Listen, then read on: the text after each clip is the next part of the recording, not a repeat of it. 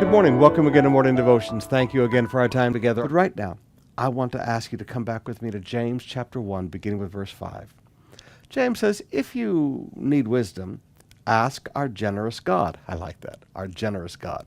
And he will give it to you. He will not rebuke you for asking. But when you ask him, be sure that your faith is in God alone. Do not waver. For a person with divided loyalty is as unsettled as the wave of the sea that is blown and tossed by the wind. Such people should not expect to receive anything from the Lord. Their loyalty is divided between God and the world, and they are unstable in everything they do. Now notice, a divided loyalty is unstable in everything they do. Now I want to challenge you today.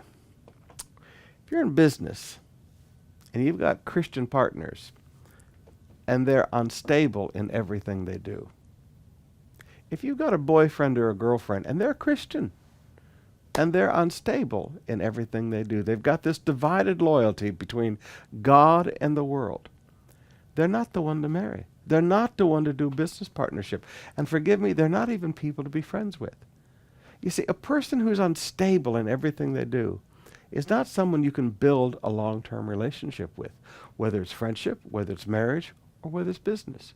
There are people that belong in our life, and there are people that don't belong in our life. I'm very funny. You often hear me say, when people change friends. And I'm very serious about that. If people are not completely loyal to God, then I don't want them around me.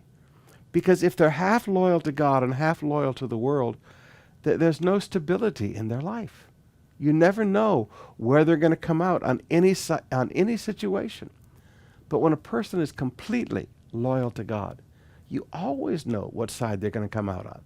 So I would challenge you today, when it comes to the choice of friends, when it comes to the choice of business partners, when it comes to the choice of someone to court or be courted by, when it comes to every human relationship, there are people that you don't want in your life.